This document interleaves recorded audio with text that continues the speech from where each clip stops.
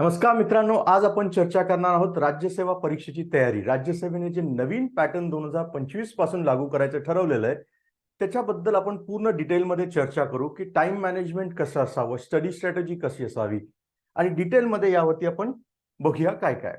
मग अर्थात काय काय कंटेंट असेल याच्यात. मुख्य म्हणजे एमपीएससी परीक्षेने काय बदल केलेत, कशा पद्धतीची परीक्षा असेल, पूर्वपरीक्षा कशी क्रॅक करावी, मेन्सचा अभ्यास कसा केला पाहिजे, इंटरव्ह्यूच्या मार्गदर्शनाने कुठे गेलं पाहिजे, कुणाचं मार्गदर्शन घ्यावं, बुकलिस्ट काय वापरावी, न्यूजपेपर कुठले वाचावेत, टेस्ट सिरीज जॉईन करावी का, मॅगझिन्स कुठले बघावेत, करंट अफेअर्स कुठून करावं, रिव्हिजन कशी करावी आणि सो मेनी प्रश्न जे तुम्हाला असतात त्या सगळ्या प्रश्नांची अतिशय थोडक्यात उत्तर देण्याचा प्रयत्न करत आहे, अचूक उत्तर. So let us start the video सुरुवात करूया. सर्वात पहिला प्रश्न जो सगळ्या मुलांना पडतो आणि सर्वांना नॉर्मली की एमपीएससी का करावी किंवा मुलं एवढी एमपीएससी देतात का. दरवर्षी आपण बघतो की सीट तर या शेकडो मध्ये असतात पण तयारी करणारी मुलं ही लाखो मध्ये असतात. मग काय कारण असेल की एमपीएससी देतात मुलं. राज्यसेवा एक्झाम किंवा यामधून जे डेप्युटी कलेक्टर, डीवायएसपी, तहसीलदार सारख्या पोस्ट असतात, मुलांना त्यामध्ये एवढा इंटरेस्ट का असतो. कारण आपण स्पष्ट डिस्कस करूया. सगळ्यात महत्वाचं म्हणजे आपण सर्वांना एक सिक्युअर जॉब असावी अशी इच्छा असते. तुम्ही कितीही नाही म्हटला तरीही अपेक्षा असते की जॉब सिक्युअर असावा, नोकरी चांगली असावी, सिक्युअर असावी. दुसरं, एक चांगलं वेतन मिळावं, सॅलरी मिळावी ही अपेक्षा सर्वांचीच असते.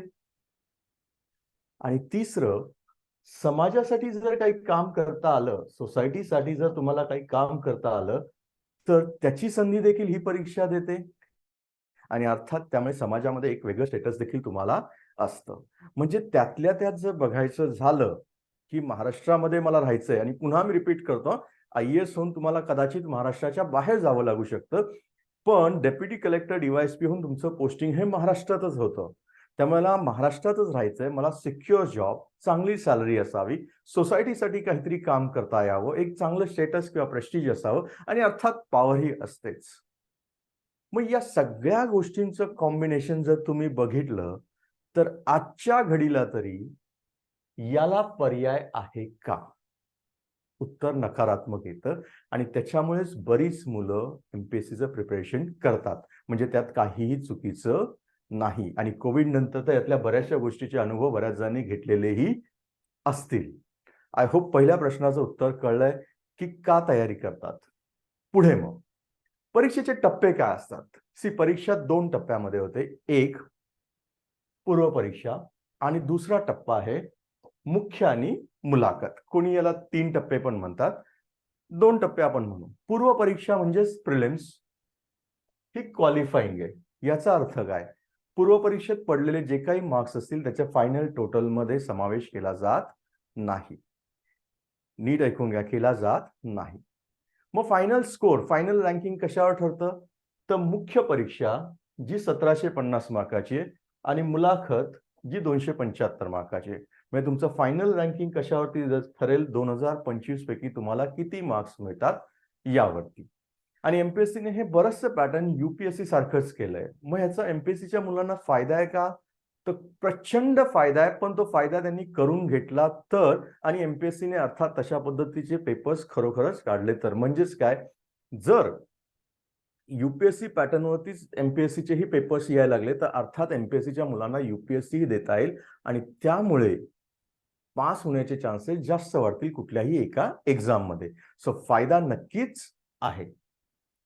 नेक्स्ट, मग पूर्व परीक्षा जर क्वालिफाईंग आहे तर सगळ्यात पहिला मुलांचा प्रश्न असतो तर मग प्रिलिमची स्ट्रॅटेजी कशासाठी. बरोबर ना. प्रिलिम्स जर फक्त पासिंग क्वालिफाईंग आहे तर प्रीची चर्चा कशाला करायची. अरे प्रीची चर्चा करावीच लागणार का, तर पूर्व परीक्षा जर तुम्ही पास झाला नाही तर तुम्ही मुख्य परीक्षा लिहिणार कशी किंवा मुलाखतीला जाणार कसं काय तुम्ही. म्हणजेच मला मुख्य परीक्षा द्यायची असेल किंवा मला मुलाखत द्यायची असेल तर कृपया करून लक्षात घ्या, तुम्हाला पूर्व परीक्षा पास व्हावीच लागेल. आणि 90% जास्त मुलं हीच चूक करतात, पूर्व परीक्षेला इग्नोर करतात, कमी महत्व देतात. आणि तयारी कशाची करणार, तर मुख्य परीक्षेची, मुलाखतीची. मुलाखतीमध्ये कुठला ड्रेस घालायचा, मुख्यचा कुठला ऑप्शनल निवडायचा, कुठला क्लास करू. अरे ते महत्वाचं आहे, पण कधी जेव्हा तुम्ही पूर्व पास व्हाल तेव्हा. म्हणजे सगळ्यात पहिलं पूर्व परीक्षेला जे लाईटली घेतात ते पूर्णतः बंद करा. पूर्व परीक्षेला लाईटली घेऊ नका. बरेच जण तुम्हाला गाईड करतील 3 महिन्यात होईल, 5 महिन्यात होईल. स्वतःबद्दल स्वतःला माहिती जास्त असते. त्यामुळे तुम्ही ठरवा तुम्हाला किती वेळ लागणार आहे. आणि एक गोष्ट कायम डोक्यात ठेवा, की पूर्व पास नसेल तर मुख्यचा कितीही अभ्यास झाला त्याला काहीही उपयोग नाही. त्यामुळे पूर्वला लाईटली घेणं सोडून द्या. दुसरं, सर्वात कठीण जर कुठली बघितली तर पूर्व परीक्षा असते. का? तर ती वस्तुनिष्ठ आहे, एमसीक्यू चॉईस आहे. निगेटिव्ह मार्किंग तर आहेच. आणि महत्वाचं म्हणजे लाखो लोकांमधनं फक्त हजारावर संख्या येणार. उदाहरणार्थ देतो. समजा फायनल सीट जर 100 असतील शेवटच्या, तर मुख्य परीक्षेला नॉर्मली 10 ते 15 पट मुलं बोलवतात, म्हणजे 1500. हे उदाहरण झालं. मग जर लाखभर मुलं एक्झाम देत असतील तर सगळ्यात पहिली अवघड परीक्षा कुठली आहे? पूर्व परीक्षा, जिला चालणी परीक्षा आपण म्हणतो. त्यामुळे अवघड परीक्षा आहे का? हो. अशक्य आहे का? नाही. मुलांचं मगाशी म्हटल्याप्रमाणे मुख्य आणि इंटरव्ह्यूच्या मागेच लागणं हे चुकीचं आहे. त्यामुळे पूर्व परीक्षेचं नीट नियोजन करणं, 10 ते 12 तास प्रभावी आणि अचूक अभ्यास करणं गरजेचं आहे. प्लीज 10 ते 12 तास अभ्यास सफिशियंट आहे. 18-20 तास अभ्यासाची गरज नसते आणि 4 तास अभ्यास करूनही कोणी पास होत नाही. मी दोन्ही एक्स्ट्रीम सांगतोय. 10 ते 12 तास प्रभावी म्हणजे नीट. उगाच पुस्तक समोर ठेवायचं म्हणून ठेवण्यात काहीही फायदा नाही. त्यातून काय आउटपुट येतंय हे खूप महत्वाचं आहे. मग पुढचा भाग आहे, सर प्रिलिम्सचं पॅटर्न काय असतं? प्रिलिम्सला 2 पेपर्स आहेत. एक पेपर 1, पेपर 2. पेपर 1 जीएसचा आहे, पेपर 2 सीसॅट आहे. मग जीएस मध्ये काय काय असतं तेही डिटेलमध्ये बघू. परीक्षेची तारीख काय अजून डिक्लेअर झाली नाही. सांगितलेलं आहे 2025 पासून लागू होणार आहे. म्हणजे तयारी आत्तापासून केली तर युपीएससीलाही तुम्हाला फायदा होईल. जीएस ला प्रश्न किती आहेत? 100 असतील. सीसॅटला युपीएससी पॅटर्नवर गेलं तर 80 असणार. मार्क्स किती आहेत? 200. नेगेटिव्ह मार्किंग आहे का? हो, 1/4. नकारात्मक गुणाची काही भीती बाळगायची गरज नसते. कालावधी किती आहे? किती काळ असते एक्झाम? 2 तास. दोन्ही पेपर एकाच दिवशी असणार आहेत. पण पेपर 2 जो आहे सीसॅट हा क्वालिफाईंग आहे. म्हणजे काय? याच्यामध्ये तुम्हाला 33% मार्क्स मिळवायचे आहेत. म्हणजे साधारणतः किती? 66च्या आसपास. 66 मार्क्स तुम्हाला मिळवायचे आहेत. पण हा पेपर जर क्वालिफाय झाला तरच तुमचा पहिला पेपर चेक होईल, अन्यथा होणार नाही. म्हणजे पहिल्या पेपरच्या गुणावरती मेरिट लागेल. पण कधी? जर तुम्ही दुसरा पेपर क्वालिफाय होत असाल तर. इथे हे लाईटली घेऊ नका. आय होप बेसिक तरी पॅटर्न कळालेलं आहे. मग आता पुढचा भाग. सर अभ्यासक्रमात आहे काय काय नक्की?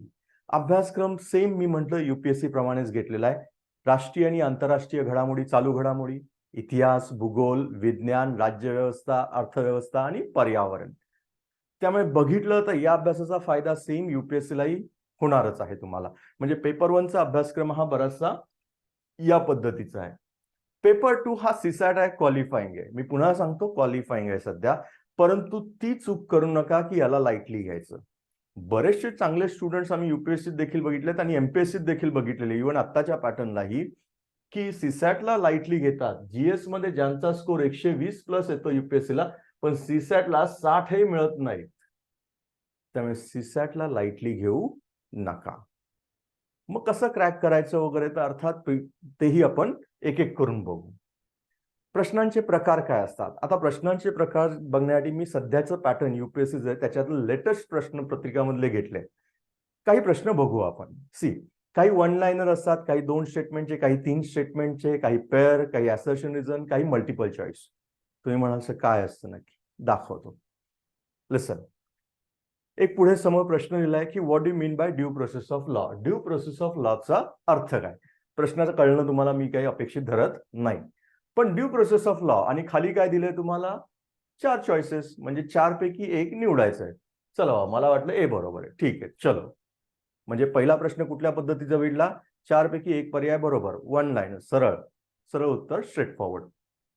दुसरा आहे, तुम्हाला 4 स्टेटमेंट दिलेत, यातल्या किती पेअर्स बरोबर आहेत? यातल्या किती कॉन्स्टिट्युशनल बॉडी आहेत? म्हणजे पेअर टाईप झाला. मग 1 बरोबर आहे. मग तुम्हाला काय वाटतं यातनं एनएचआरसी आहे कॉन्स्टिट्युशनल बॉडी का? एनएचआरसी नाहीये बाबा, लॉ कमिशन नाहीये, कन्झ्युमर डिस्प्यूट नाही, बॅकवर्ड कमिशन आहे का? हो. म्हणजे उत्तर काय येईल? ओनली 1. म्हणजे मगाचा प्रश्न आपण 1 लाइनर मध्ये भेटला होता. इथे कसं आहे? मल्टिपल स्टेटमेंट्स आहेत. तिसरा प्रकार आहे असर्शन रिझन. बऱ्याच मुलांना हा प्रकार टफ वाटतो, पण तो टफ नाही. काय असतं यामध्ये? असर्शन रिझन मध्ये तुम्हाला 2 स्टेटमेंट दिलेले असतात. मी पुन्हा रिपीट करतो, 2 स्टेटमेंट, आणि पर्याय किती असणार आहेत? नेहमीप्रमाणे 4च पर्याय असणार आहेत. मग 2 स्टेटमेंट मध्ये तुम्हाला पहिल्या स्टेटमेंट आणि दुसरी स्टेटमेंट ह्याच्यावरती पर्याय असतात. पहिला पर्याय असतो की दोन्ही स्टेटमेंट बरोबर आहेत आणि दुसरं स्टेटमेंट जे आहे हे पहिल्या स्टेटमेंटचं अचूक कारण आहे. मग ऑप्शन कुठला निवडायचा? 1. दुसरा ऑप्शन काय आहे की बाबा दोन्ही स्टेटमेंट बरोबर आहेत पण दुसरं काही पहिल्याचं कारण नाही. बी. तिसरं काय की बाबा पहिली करेक्ट आहे पण दुसरी स्टेटमेंट चूक आहे. सी. आणि चौथ्याला काय? पहिली इनकरेक्ट आहे, दुसरी करेक्ट आहे. म्हणजे हे प्रश्नही फारसे अवघड आहेत का? नाही. प्रॅक्टिस केले तर हे देखील सोपे जातात. कशाचाही उगाच बाऊ करायची गरज नाही. नेक्स्ट असतात map based question, location based question. आता हा मॅप कशाचा मी कुणालाही सांगायची गरज नाही, कारण का जवळजवळ सगळ्यांना याची माहिती झालेली. आपल्या जवळचे प्रॉब्लेम आपल्याला माहित नसतील, पण जगातले प्रॉब्लेम हल्ली सोशल मीडियामुळे लगेच कळतात आपल्याला. तर एवढं तर तुम्ही नक्कीच सांगू शकाल की हा इस्रायलचा मॅप आहे सर. मग आता परीक्षेला जर मला अवघड प्रश्न विचारायचा आहे तर मी नक्की तुम्हाला विचारू शकेन की सध्या जो संघर्ष चालू आहे इस्रायल आणि हमास मध्ये, हा कुठे चालू आहे? हा एरिया ज्याला गाझापट्टी म्हणतात. मग परीक्षेत का तो प्रश्न विचारेल की बाबा गाझापट्टी कुठे आहे? किंवा पॅलेस्टाईनचा दुसरा भाग ज्याला वेस्ट बँक म्हणतात तो कुठे आहे? किंवा मग इस्रायलच्या खालच्या साईडला कुठला देश आहे? इजिप्त आहे बाबा. हा घे, इकडे इजिप्त आहे. मग इकडे कोण आहे? जॉर्डन आहे. मग सिरिया कुठे आहे? लेबनन कुठे आहे? आणि भूमध्य समुद्र किंवा ज्याला मेडिटेरियन सी म्हणतात तो कुठे आहे? आणि हा मधला भाग जो आहे त्याला काय म्हणणार तुम्ही? इस्रायल. मग परीक्षेला हे प्रश्न येतील. यालाच तुम्ही मॅप बेस करू शकता. याच प्रश्नाला मॅच द फॉलोइंग मध्ये पण जाऊ शकेल. त्यामुळे न्यूज बघताना वाचताना नीट पद्धतीने गेलं तर अडचण येणार नाही. आय होप पूर्वचे प्रश्न, पूर्वचे प्रकार अतिशय थोडक्या याच्यात तुम्हाला समजलेलं असेल. मग पुढचा भाग आहे पुस्तकं कुठली वाचावी. आता तुम्ही सिलेबस बघितलं तर सिलेबस पूर्णतः युपीएससी सारखा घेतलेला आहे विथ महाराष्ट्र स्पेसिफिक थोडंसं. मग युपीएससीचं खूप चांगलं मटेरियल आणि खूप सुंदर मटेरियल आहे अवेलेबल. त्यामुळे मटेरियलची चिंता करू नये. आणि बऱ्याचदा मुलांचं म्हणणं असं की सर मला मराठीतच मिळालं पाहिजे, इंग्लिश नको. तर असंही काही धरू नका. इंग्लिशचा उगाच भाऊ, तुम्ही क्लास 1 अधिकारी होणार आहात. त्यामुळे इंग्लिश तुमचं काही इंग्लिश इतकंही तुमचं वाईट नसणार आहे. त्यामुळे विषयावरती पकड मिळवणं हा मेन मुद्दा ठरवा. चांगलं मटेरियल आहे का? येस. इतिहासासाठी स्पेक्ट्रम सारखं खूप चांगलं आहे. आर्ट अँड कल्चरसाठी नितीन सिंघांनी अख्खं करायची गरज नाही. काही ठराविक टॉपिक, जिओग्राफीला ऑक्सफर्डचा ॲटलास वगैरे, पॉलिटीला लक्ष्मीकांत सोडून दुसरं काही करायची गरज नाही पडत शक्यतो. करंट अफेअर्ससाठी हिंदू, एक्सप्रेस, लोकसत्ता, सकाळ यापैकी कुठलंही एक प्लीज. एन्व्हायरमेंटसाठी शंकर आयसच्या नोट्स फार छान असतात. इकॉनॉमिक्ससाठी मृणाल आयसच्या नोट्स चांगल्या आहेत. सीसॅटला टाटा मॅग्राईलचं चांगलं आहे मॅन्युअल्स. सो पुस्तकांची ही कमतरता नाही. पण या सगळ्यात महत्वाचं जर मी काय म्हणेल तर ते आहे PYQ, previous years questions. Previous year question सगळ्यात महत्वाचे आहेत आणि त्यातही गेल्या 5 वर्षाचे, की जेणेकरून तुम्हाला एक्झॅक्टली कळेल की परीक्षेचा ट्रेंड कसा चाललाय, कशा प्रकारचे प्रश्न एक्झामला येतात. जसे मी तुम्हाला आता दाखवले की या पद्धतीचा ट्रेंड हा 2023चा आहे, की सध्या असे प्रश्न विचारले जात आहेत. मग 24ला काय प्रश्न येतील? मग तुम्ही म्हणाल की सर आमच्याकडे तर नाहीये, पहिल्यांदाच आहे. अरे पण युपीएससीचे तर आहेत. मग एक काम करा, 50% गेले 2 वर्षाचे एमपीएससी बघा आणि युपीएससीचे बघा. हेही करता येऊ शकतं. म्हणजे सगळ्यात जास्त महत्त्व कशाला देणं गरजेचं आहे तर प्रिव्हियस इयर्स क्वेश्चन्सचे सगळ्यात चांगले गाईड असतील. नेक्स्ट मग मुलांचा प्रश्न असतो सर दैनंदिन व्यवस्थापन कळत नाही, आम्हाला टाइम मॅनेजमेंटच कळत नाही की कसा अभ्यास करावा, किती तास करावा. मी 16 तास करतो, मी 18 तास करतो. प्लीज गरज नाही. ॲव्हरेज 12 तासाचा अभ्यास सफिशियंट असतो. 10 ते 12 तास. असंही एक्झॅक्ट धरून चालू नका. 10 ते 12 तास. पण हे 12 तास मात्र क्वालिटी अभ्यास असणं गरजेचं आहे आणि याच्यात काही महत्त्वाचे टप्पे आहेत ते तुम्ही लक्षात घेणं गरजेचं आहे. या 12 तासामध्ये मेन गोष्टी ज्या आहेत ते म्हणजे रिव्हिजन डेली असलीच पाहिजे. मी पुन्हा रिपीट करतो, डेली प्रॅक्टिस ही झालीच पाहिजे. पूर्व असेल तर MCQची, मेन्स असेल तर लिखाणाची, आणि पेपर रीडिंग हे असलंच पाहिजे. म्हणजे हा जो भाग आहे हा डेली झालाच पाहिजे. आणि दुर्दैवाने, मी पुन्हा रिपीट करतो, दुर्दैवाने तुमच्यापैकी बहुसंख्य लोक हे करत नाहीत. अपयशी होण्याची कारणं ही तुम्ही लक्षात घ्या ना. ही एक एक्झामच आहे. तुम्ही ग्रॅज्युएशन पर्यंत आलाय म्हणजे नक्कीच तुमच्याकडे टॅलेंट आहेच. मग चुकतंय कुठे? अरे माझी रिव्हिजनच नाहीये. आज पुस्तक वाचलं मी लक्ष्मीकांत, त्याच्यानंतर 3 महिन्यांनी मी फंडामेंटल राईट वाचले. कसे लक्षात राहणार? रिव्हिजन डेली असलीच पाहिजे. तिला एक ठराविक वेळ तुम्ही दिलाच पाहिजे. प्रॅक्टिस ही डेली केलीच पाहिजे. Practice will only make man perfect. प्रॅक्टिसनेच तुम्ही परफेक्ट होणार, दुसरा पर्याय नाही. बऱ्याच जणांचं म्हणणं असं, चालू घडामोडीची खूप सारे मॅगझिन्स आहेत, खूप काही चांगलं शिकवतात सर वगैरे. अरे चांगली गोष्ट आहे, मॅगझिनच्या मी विरोधात नाही. पण तुम्ही स्वतः न्यूजपेपर वाचा आणि जी काही चालू घडामोडीची पुस्तक तुम्हाला आवडत असतील ती कॉम्प्लिमेंटरी म्हणून घ्या. पण पेपर रीडिंग हे स्वतःकडनंच झालं पाहिजे आणि हे डेली झालं पाहिजे. असं करू नका महिन्याभराची आर्टिकल साठवलेत बरं का, आता महिन्याच्या शेवटी वाचन काढतो. ते कधीही होत नाही, ते शेवटी रद्दीलाच जातं. त्यामुळे पुन्हा सांगतो, डेली याच्यात 3 गोष्टी खूप महत्वाच्या आहेत आणि या 3 टाळल्या तर फेल्युअर हे नक्की आहे. रिव्हिजन ही असलीच पाहिजे. का तर मुख्य असो किंवा पूर्व असो, लिखाण प्रॅक्टिस नसेल तर तुम्ही काही करू शकत नाही. करंट अफेअर्स तुम्ही डेली वाचत असाल तर तुम्हाला पुन्हा रट्टा मारायची गरज पडणार नाही. कारण का रट्टा तुम्ही काय काय मारणार आणि किती मारणार? इस्रायलचा संघर्ष काल आला, सेम सेक्स मॅरेजचा आला, कुठल्या गोष्टी रट्टा मारणार? मग चांगली गोष्ट काय, रोज वृत्तपत्र वाचायची सवय लावा आणि त्यानुसार मग फायदा होईल.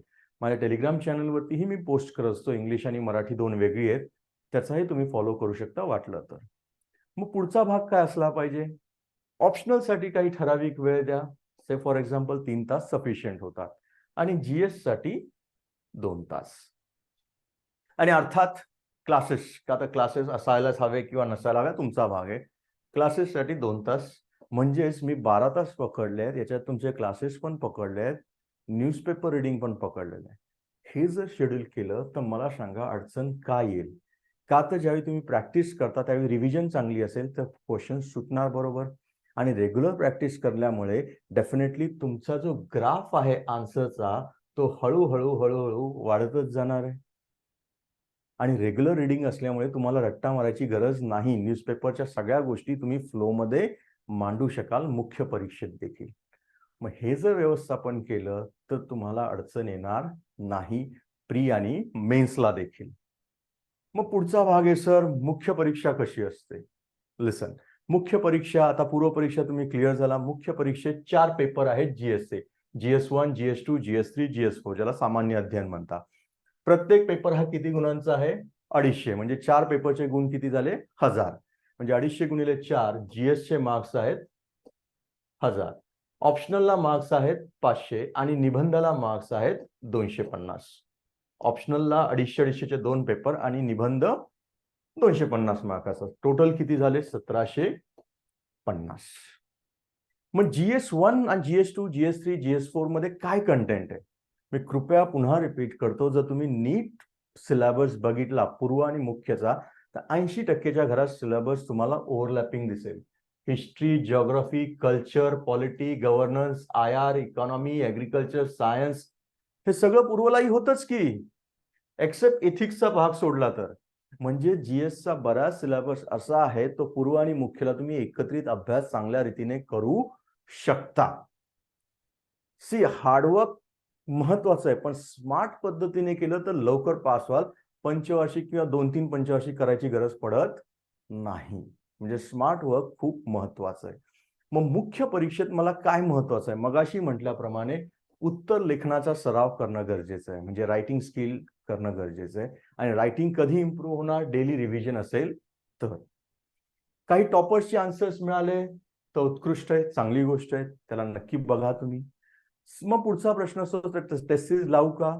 तुम्हाला जर गरज वाटत असेल तर लावा, पण लावताना फार विचार करा की 99 रुपये, 999 रुपये किंवा 9099 रुपये मध्ये आहे म्हणून मी लावतोय, असं करू नका. खरंच टेस्ट सिरीज ती व्यक्तीच इव्हॅल्युएट करते का ते बघा. त्याचा नीट फीडबॅक होतोय का, हे सगळं महत्वाचं आहे. अन्यथा काय होईल, तुम्ही टेस्ट सिरीज लावाल आणि नंतर अडचणीत या. काय मुख्यचा पेपर कसा हे करायचा आहे, तर पॅटर्न नीट पद्धतीने क्रॅक करता येईल. येस, उत्तर लेखनाचा सराव, रिव्हिजन, टॉपर्सची आन्सर, गरज पडली तर टेस्ट सिरीज. मेन्समध्ये 2 पेपर हे क्वालिफाईंग असतात. कुठले? एक इंग्लिश, मराठी. या पेपरमध्ये तुम्हाला 25% गुण मिळवायचे असतात. ते काय फार अवघड नसतं. फक्त लाईटली घेऊ नका, पेपर पूर्ण करून या. निबंधाचा एक पेपर आहे जो इंट्रोड्यूस केलेला आहे आता तुम्हाला, तोही चांगला आहे, स्कोरिंग सब्जेक्ट असतो. आणि दुसरं आहे ऑप्शनल. मग पुढचा प्रश्न लगेच मुलांच्या मनात येतो की सर, ऑप्शनल कसा निवडावा? म्हणजे जेव्हापासून हे नवीन पॅटर्न आलाय ना, हा प्रश्न सगळ्याच मुलांच्या मनात यायला लागलाय की सर, कुठला वैकल्पिक विषय घेऊ, कुठला निवडू? उत्तर मी देतो तुम्हाला. माझा विषय घ्या असं मी म्हणणार नाही. मी काही प्रश्न तुमच्यासमोर मांडतो, त्या प्रश्नांची उत्तरं तुम्ही स्वतः लिहा आणि त्यानंतर तुम्ही निर्णय घ्या की मला हा ऑप्शनल घ्यायचा आहे. एक एक करून सांगतो. सगळ्यात पहिलं माझ्या मते तरी, ऑप्शनल निवडताना कोणी सांगतंय म्हणून ऑप्शनल घेऊ नका. सर हा खूप पॉप्युलर आहे, सर यांचं नाव खूप मोठं आहे. गरज नाही. त्या विषयाची तुम्हाला आवड आहे का? आवड असेल अवश्य घ्या. राजकारण आवडत नाही आणि पॉलिटिकल सायन्स घेऊ का? नको घेऊ बाबा. प्रशासन आवडत नाही, पबॅड घेऊ का? नको घेऊ. दोन्ही विषय मीच घेतो. तरी सांगतोय. म्हणजे सगळ्यात महत्वाचं काय, तर विषयाची आवड. का तर मगाशीच म्हटल्याप्रमाणे आपण जर डेली 3-4 तास जर ऑप्शनल वाचणार असू, तर त्या विषयाची मला आवडच नसेल, तर खरोखर मी त्यात 100% देईन का रे? फक्त उगाचच ते सगळे चाललेत एखाद्या ऑप्शनलच्या मागे म्हणून मी पण चाललोय. कुणाला वाटलं पॉलिटिकल सायन्स घ्यावा, कुणाला वाटलं अँथ्रो चालतोय. नाही. आवड हा सगळ्यात महत्वाचा मुद्दा. तो विषय जर तुमच्या आवडीचा असेल, तर तुम्ही खूप छान त्यात करू शकता, हे मी गॅरंटी सांगतो. दुसरं आहे, त्या विषयाचा अभ्यासक्रम बघा. का? तर बाबा तुम्ही ती परीक्षा देणार आहे, ऑप्शनल स्कोरिंग आहे, तर अभ्यासक्रम बघा तुम्ही नीट, की एक्झॅक्टली काय-काय टॉपिक्स आहेत. आणि इतक्यावर थांबू नका, तर त्या विषयाच्या मागील वर्षाचे पेपर्स बघा आणि या दोघांचे लिंकेजेस करा, की सिलेबसमधल्या कुठल्या भागावर जास्त प्रश्न आहेत, कुठल्या भागावर कमी आहेत. याच्यामुळे खूप फायदा होईल. हे प्रश्न तुम्हाला सोडवता येतायत का? बाबा एक आपलाही आतला एक आवाज असतो, की बाबा मला हा विषय जमेल, मला हा जमणार नाही. कदाचित मला इतिहास जमेल, भूगोल जमेल, पण मला हिस्ट्री, मला अँथ्रो नाही जमणार, सोशिओलॉजी जमेल. जे काही असेल निर्णय तुमचा, तो तुमचा असला पाहिजे. आणि चौथं आणि महत्वाचं, मटेरियल आहे का आणि मटेरियल उच्च दर्जाचं आहे का? प्लीज, मटेरियल मार्केटमध्ये लगेच येतं. कव्हर बदलून किंवा कॉपी पेस्ट होऊन बऱ्याच गोष्टी आपल्याला दिसतात. पण ते उच्च दर्जाचं असणं गरजेचं आहे, कारण का ही कॉम्पिटिटिव्ह एक्झाम आहे, हिचे फक्त पास होऊन उपयोग नाहीये. चांगल्या दर्जाचं मटेरियल, मग ते पुस्तकं असो, नोट्स असो. सुदैवाने यूपीएससीचे सिलेबस असल्यामुळे यूपीएससीचं सगळं मटेरियल इथे अवेलेबल आहे. आणि 5वा आणि महत्वाचा मुद्दा, जीएस बरोबर किती ओव्हरलॅपिंग होतंय? की समजा मी हिस्ट्री घेतला किंवा जिओग्राफी घेतला किंवा पीएसआर घेतला किंवा पबॅड घेतला. हे मुलं का घेतात? तर त्याचं एकमेव कारण आहे, की त्यांचं जीएस बरोबर ओव्हरलॅपिंग भरपूर आहे. त्याच्यामुळे जीएसचा लोड बराचसा कमी होतो. आय होप अर्थ कळलाय. म्हणजे जीएसचा लोड कमी होतो म्हणजे माझं वेळ वाचतो आणि तो वेळ मी दुसरीकडे युटिलाइज करू शकतो. आणि नेक्स्ट आणि महत्वाचं आहे, बाबा गाईड आहे का? योग्य मार्गदर्शन आहे का? असं नको की गाईडलाच गाईड करायची वेळ यायला गेली. त्यामुळे गाईड योग्य असणं गरजेचं आहे आणि त्या गाईडनेही तुम्हाला योग्य गाईडन्स मिळाला पाहिजे. सो योग्य मार्गदर्शन मिळणं फार महत्वाचं आहे, योग्य गाईड असणं. आणि लास्ट आणि महत्वाचं, स्कोरिंग आहे का? मग तुम्ही म्हणाल की सर, तुम्ही पहिला पॉइंट लिहिलाय की आवड आणि शेवटी तुम्ही म्हणताय की स्कोरिंग. प्लीज, दोन्हीमध्ये जर मी पर्याय म्हटलं तुम्हाला, स्कोरिंग जरी मी खाली लिहिलं असलं तरी स्कोरिंगलाही तितकंच महत्व आहे. त्यामुळे एखादा विषय जर चांगला स्कोर करत असेल, तर तो देखील तुम्ही विचार केला पाहिजे. मग आता मला सांगा, मी तुम्हाला जवळ-जवळ एक 7 एक प्रश्न दिलेत. या 7 प्रश्नांच्या पुढे तुमची उत्तरं लिहा. मग त्यानंतर तुम्हाला माझीही गरज नाहीये किंवा कुठल्याही क्लासेसची गरज नाहीये की सर मी कुठला विषय निवडू. कोणीही सांगणार माझाच निवड बाबा, माझा विषय सगळ्यात चांगला आहे. स्वतःचं डोकं वापरा. या सगळ्या प्रश्नांच्या उत्तरानंतर जो विषय तुमच्या समोर येईल तो विषय तुम्ही निवडावा. कारण का याच्यामध्ये सगळ्या गोष्टी कव्हर झालेल्या आहेत. जर काही कव्हर नसेल झालं असं तुम्हाला वाटतंय तर खाली कमेंट बॉक्समध्ये तुम्ही प्रश्न विचारू शकता. आय होप वैकल्पिक विषय किंवा ऑप्शनल कसा निवडावा हा प्रश्न तर आता सुटलेला आहे. मग पुढचा प्रश्न आहे, सर मुलाखतीची तयारी कशी? ही त्यातल्या सोपी तयारी आणि मुलाखतीसाठी बरेच जण मार्गदर्शन करतात, मोफतमध्ये मार्गदर्शन करतात. राधा मुलाखतीसाठी यावं अशी बऱ्याच जणांची अपेक्षाही असते. सो डॅप अनालिसिस करा आणि मॉक इंटरव्ह्यू करा. मुलाखतीसाठी फारशी अडचण नाही. त्याची फार एवढं बर्डन घेऊ नका, कारण का मुलाखतीचं वेटेज हे फक्त 15% असतं. 1750 मार्क्स जर मुख्य परीक्षेला आहेत तर मुलाखतीला फक्त 275 आहेत. हे कायम लक्षात घ्या. त्यामुळे खरी रँकिंग ही कशावरती होणार आहे तुमची? मुख्य परीक्षेवरती. आय होप क्लिअर झालंय. पुढचा भाग, मग काही प्रश्न आहेत जे मी मुलांचे आहेत, जे याच्यात घेतले, यातली बरीचशी उत्तरं आता आपण बघू. मी उत्तरं देण्याचा प्रयत्न करतोय. सगळ्यात पहिला प्रश्न मुलांचा असतो की सर सुरुवात कशी करावी आणि कधी करावी? सुरुवात शक्य तितक्या लवकर करा तुम्ही. शक्य तितक्या लवकर, कारण का जो सगळ्यात पहिली सुरुवात करणार तो लवकर क्रॅक करणार. दुसरा मुलांचा प्रश्न असतो की सेल्फ स्टडी करू की कोचिंग क्लास? आता कोचिंग क्लास चांगले चांगले आहेत, पण कोचिंग क्लास हे अर्बन एरियामध्ये जास्त दिसतात आपल्याला. एकदम इंटेरियर मध्ये आहेत का तितके चांगले कोचिंग क्लास? हा प्रश्न तुम्ही विचारा, मी काही बोलत नाहीये. मग सेल्फ स्टडी करू की कोचिंग करू? प्रश्न निर्णय तुम्ही घ्या. कोचिंग क्लास तुम्हाला मदत करू शकतात, पण पास होणं न होणं हे अल्टिमेटली सेल्फ स्टडीवरतीच असतं. मी पुन्हा रिपीट करतो, सेल्फ स्टडीवरती. जरी मी स्वतः कोचिंग क्लासेसमध्ये असेल किंवा त्या व्यवसायात असेल तरीही पुन्हा रिपीट करतो की कोचिंग क्लासेस तुम्हाला गाईड करू शकतात, पण कोचिंग क्लासेसमुळे मुलं पास होतात का? नाही. कारण का जर कोचिंग क्लासमुळे जर मुलं पास होत आहेत तर मग जे नापास होतात ते कुणामुळे होत आहेत? मग याही प्रश्नाचं उत्तर मिळालं पाहिजे. त्यामुळे कोचिंग क्लास लावलाच पाहिजे का? डिपेंड. तुम्हाला पटत असेल तर. तयारी कधी करावी? ग्रॅज्युएशनच्या काळात 4थी पासून. ग्रॅज्युएशनच्या काळात ग्रॅज्युएशन पूर्ण करा चांगल्या मार्काने. का? तर ही स्पर्धा परीक्षा आहे, सिलेक्शन होईलच असं नाही. त्यामुळे प्लॅन बी सुद्धा असावा की हे नाही झालं तर माझं दुसरं करिअर काय? एमपीएससी किंवा युपीएससी हे एक चांगलं करिअर आहे, भारतातलं सर्वोत्कृष्ट करिअर आहे. एमपीएससी महाराष्ट्रातलं चांगलं आहे, पण नाही झालं तर काय? न होण्यासाठी बरीच कारणं असतील आणि ते एक आयुष्याचा भाग आहे, ते म्हणजे आयुष्य नाहीये. त्यामुळे तयारी करा, पण ग्रॅज्युएशन चांगल्या पद्धतीने पूर्ण करा. पुढचा काही मुलांचा प्रश्न असतो, सर मी जॉब करून एमपीएससी करू शकतो का? उलट चांगल्या रीतीने करू शकाल. मी तर म्हणेन ज्यांना जॉब आहे त्यांना प्रचंड एज आहे इतरांपेक्षा. का? तर त्यांच्यासाठी प्लॅन बी ची गरजच नाहीये. पहिली गोष्ट. दुसरी गोष्ट, फायनान्शियली इंडिपेंडेंट असल्यामुळे सोशल प्रेशर नसणार आहे, तुमचा कॉन्फिडन्स वाढणार आहे. हा तुम्हाला वेळ कमी मिळेल हे मान्य करतो मी, पण त्या वेळेचं नीट नियोजन केलं तर नोकरी असेल तर अतिशय उत्तम.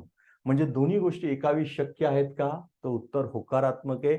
बरीच मुलं नोकरी करत करत झालेली आहेत. मी पुन्हा रिपीट करतो.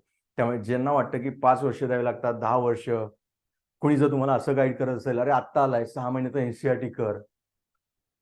अरे 6 महिने एनसीईआरटी करू तर मग मी क्लासेस का लावलेत? हे पण विचार करा तुम्ही. त्यामुळे नीट विचार करून निर्णय घ्या. तयारीसाठी किती वर्ष देऊ? माझ्या मते तयारीसाठी 2 वर्षापेक्षा जास्त वेळ द्यायची गरज नाही. 2 वर्ष तर तुम्ही नियोजनबद्ध आणि चांगला अभ्यास केला तर ते सफिशियंट होतं. जरी तुम्ही परीक्षा पास नाही झाला तरी 2 वर्षानंतर तुम्ही लगेच दुसरा जॉब घेणं आवश्यक आहे. फुल टाईम मी म्हणतोय. पार्ट टाईम जर तुम्हाला वाटत असेल तर. पण जॉब करत करत तुम्ही नंतरचे प्रिपरेशन कंटिन्यू करू शकता. त्यामुळे 2 वर्षाच्या वरती फुल टाईम एमपीएससी करावं का किंवा युपीएससी? माझं उत्तर नकारात्मक आहे, कारण का त्याची गरज पडत नाही. तुम्हीच उलट कंटाळा कराल. तर 2 वर्ष सफिशियंट आहेत का? हो. 21व्या वर्षी तुम्ही ग्रॅज्युएट होता, 2 वर्ष तुम्ही केलं, ठीक आहे. झालं, नाही झालं, 23व्या वर्षी 24व्या वर्षी जॉब घ्या आणि जॉब घेतल्यानंतर मी असं म्हणत नाही की सोडा, जॉब करत करत प्रिपरेशन चालू ठेवा. आय होप क्लिअर झालंय. म्हणजे तयारीसाठी 2 पेक्षा जास्त वर्ष गरजेची नाहीत, कारण की आपल्याला माहित असतं आपल्या स्ट्रेंथ आणि विकनेस. सर किती पुस्तकं वाचावीत? कमीत कमी वाचा, जास्तीत जास्त वेळा वाचा. उगाच सर त्यांच्याकडे त्या नोट्स दिसल्या चांगल्या होत्या, सर त्याच्याकडे त्या क्लासच्या होत्या. गरज नाहीये. सगळ्यांचं मटेरियल हल्ली चांगलं आहे आणि जवळजवळ सारखंच दिसतं. त्यामुळे उगाच मटेरियलच्या मागे लागू नका. ठराविक बुक लिस्ट आधी फिक्स करा आणि त्याच्यावरती फिक्स राहा. त्यामुळे कमी पुस्तकं जास्त वेळा. मग पुढचा प्रश्न आहे की नोट्स मेकिंग केलंच पाहिजे का? हो, अर्थात केलंच पाहिजे. सर पूर्ण वाचून झाल्यावर काढू का नोट्स? नाही राजा. आज जर समजा तुम्ही फंडामेंटल राईट्स वाचलंय, आर्टिकल 21 वाचलंय, तर आर्टिकल 21च्या अंदर अजून कुठले कुठले इम्प्लाइड राईट आहे? राईट टू हेल्थ आहे का? राईट टू एज्युकेशन आहे का? राईट टू एन्व्हायरमेंट आहे का? राईट टू मॅरी आहे का? सो जेव्हा वाचून काढाल तेव्हाच एक शॉर्ट नोट्स काढत चला ना, प्रॅक्टिस. याने काय होईल? मुख्य परीक्षेचाही सराव होतो हातातनं लिखाण झाल्यामुळे आणि पूर्व परीक्षेलाही त्याचा फायदा होतो. त्यामुळे नोट्स काढाव्यात का? अर्थात हो, कारण का 1000 पेजेसचं बुक रिव्हिजन करण्याच्या ऐवजी जर तुमचं 200 पानांमध्ये रिव्हिजन होत असेल तर अतिशय उत्कृष्ट. नेक्स्ट, सर वर्तमानपत्र वाचावीत का न्यूजपेपर? की काही शॉर्टकट आहे का? हा मुलांचा बराच प्रश्न असतो की सर शॉर्टकट काय आहे का? आहे ना, पण शॉर्टकटने यश मिळेल का? नाही राजा. रेग्युलर वर्तमानपत्र वाचायची सवय तुम्ही ठेवा. मग लोकसत्ता, सकाळ, इंडियन एक्सप्रेस, हिंदू खूप चांगले पेपर्स आहेत. कुठलाही न्यूजपेपर जो तुम्हाला आवडतं तो तुम्ही घेऊ शकता. त्यामुळे शॉर्टकटला जाण्याची गरज आहे का? अर्थात नाही. Clear? Next, sir group study करावी की इंडिव्हिज्युअल स्टडी करावी हे डिपेंड करतं. ग्रुप स्टडीचा फायदा होतो, खूप फायदा होतो, पण ग्रुप चांगला असेल तर. तो ग्रुप चहाच्या टपरीवर बसून टाइमपासच करणार असेल तर मग 2 काय 8 वर्ष कधी निघून जातात कळत नाही. ग्रुप स्टडीचा फायदा होतो का? अर्थात होतो, पण ग्रुप चांगला असावा. ग्रुपमध्ये उगाच भांडणं नका करू. मी इस्रायलच्या बाजूने, मी हमासच्या बाजूने, तर मी अमेरिकेच्या, तर मी रशियाच्या, मी युक्रेनच्या. आपल्याला परीक्षा पास व्हायची आहे. व्यक्तिगत लेवलला काही घेऊ नका. इंडिव्हिज्युअल अभ्यास चांगला होत असेल उत्तम. ग्रुप स्टडीचा फायदा तर होतोच, पण ग्रुप चांगला असेल तर अन्यथा आहे ते पण नुकसान होऊन जातं.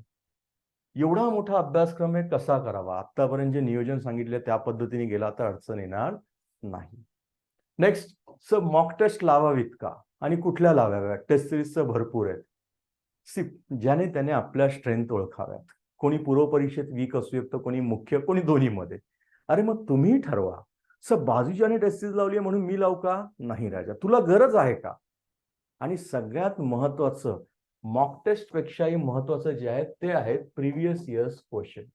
कारण का आयोग पेपर सेट करणार आहे, आम्ही नाही. मग आयोगाचा जो दर्जा आहे त्या दर्जाचे प्रश्न असणं गरजेचं आहे. का तर बऱ्याचदा काय होतं की काही क्लासेसवाले मुद्दाम अवघड पेपर काढतात. मग तुमचा कॉन्फिडन्स जातो. अरे हरकत नाहीये. मग अशा वेळी एक का 3-4 क्लास टेस्ट घ्या. जर तुम्ही दिल्ली साईडला भेटलं तर सगळ्या टेस्ट सिरीज फुकटमध्ये असतात. ऑनलाईन तर आहेच सगळ्या अवेलेबल. त्यामुळे तुम्हाला गरज वाटत असेल तर 2-3 क्लासच्या तुम्ही मिक्स करून वापरू शकता तुम्ही एकमेकांना.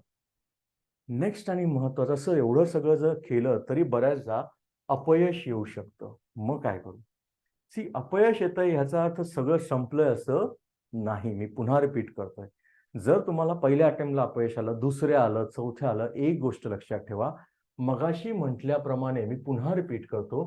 तुम्ही नीट नियोजन करा. म्हणजे काय?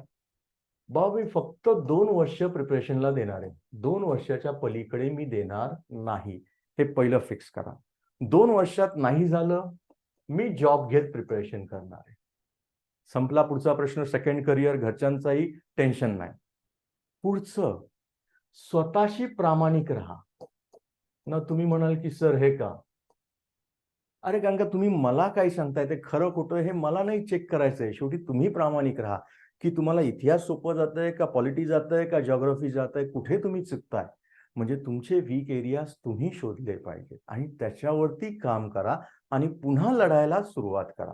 आक्रस्ताळेपणा करून काही जण आक्रस्ताळेपणा करतात की सर पेपर अवघड आला होता, क्लासमध्ये शिकवलं नव्हतं. प्लीज, ह्याने काही होणार नाही.